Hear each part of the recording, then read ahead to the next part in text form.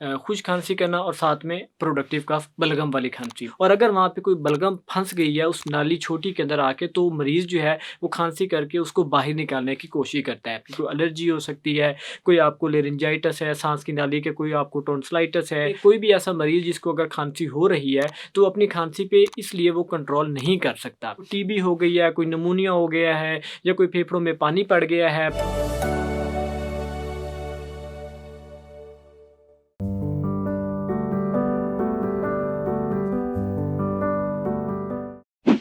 मेरा नाम डॉक्टर फ़ारूक नवाज़ है और मैं पल्मोनोलॉजी डिपार्टमेंट के अंदर काम कर रहा हूँ। आज हम जिस टॉपिक के ऊपर बात करेंगे उसे हम कहते हैं ड्राई कफ़। खांसी करना, खुश खांसी करना और साथ में प्रोडक्टिव कफ़ बलगम वाली खांसी। आप किसी भी एनवायरनमेंट के अंदर बैठे हो और अगर आपके पास कोई ऐसा बंदा है जो खांसी कर रहा है और आप एक्सपेक्ट कर रहे हैं उससे कि वो खांसी करना आपकी मौजूदगी में बंद कर दे, तो ऐसा पॉसिबल नहीं है करना, क्योंकि जो खांसी करना है वो एक इनवॉलंटरी रिफ्लेक्स होता है।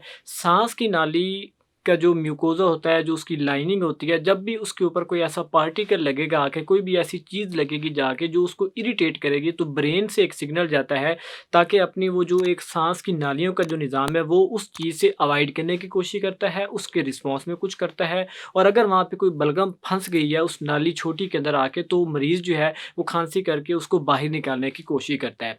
इसलिए कोई भी ऐसा मरीज़ जिसको अगर खांसी हो रही है तो अपनी खांसी पे इसलिए वो कंट्रोल नहीं कर सकता।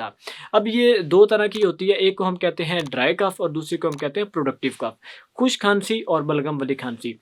सांस की नाली का जो निज़ाम होता है वो 2 हिस्सों में तक़सीम होता है। एक को हम कहते हैं अपर रेस्पिरेटरी ट्रैक इन्फेक्शन और एक को हम कहते हैं लोअर रेस्पिरेटरी ट्रैक इन्फेक्शन।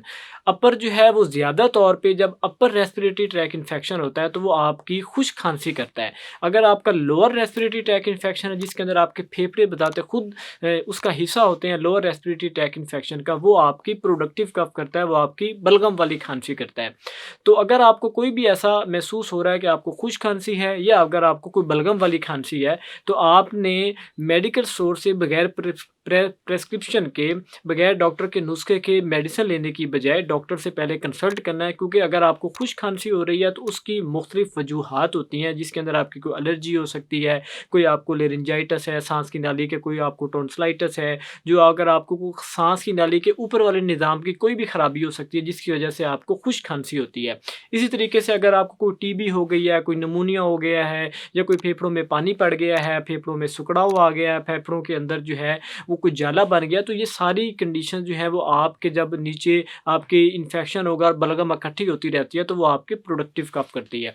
तो अगर आपको दोनों कंडीशंस के अंदर अगर आपको खुश खांसी हो या अगर आपको बलगम वाली खांसी हो, तो आपने बगैर प्रेस्क्रिप्शन के मेडिसिन लेने की बजाय अपने डॉक्टर से रुजू करना है ताकि वो आपका बर वक्त और एक अच्छा इलाज कर सके। और आपने साथ में आपके एक्सरे अगर करवाने हैं, खून की रिपोर्टें करवानी है या आपकी हिस्ट्री लेनी है या आपको किस तरीके से आपके मर्ज़ के मुतालिक तशख़ीस करनी है ताकि एक डॉक्टर बर वक्त जो है वो उसको कर सके।